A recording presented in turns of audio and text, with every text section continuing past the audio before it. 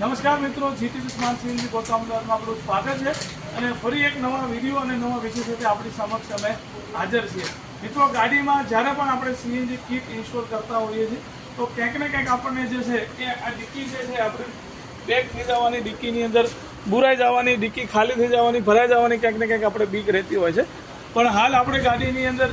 જે છે એ આપ જોઈ શકો, ટાટા નેક્સોન ગાડી છે ને, નેક્સોન ગાડી આપણી પાસે ખાસ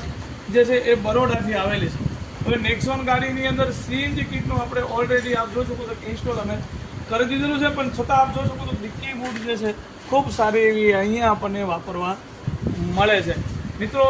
આ ગાડીની અંદર અમારું જાદુ એ છે કે ગાડીની અંદર અમે ટોટલ ડ્યુઅલ સિલિન્ડર સિસ્ટમ જે છે એ ઇન્સ્ટોલ કરેલી છે. તમે ફરીથી એકવાર બતાવું કે ગાડીની અંદર અમે જે છે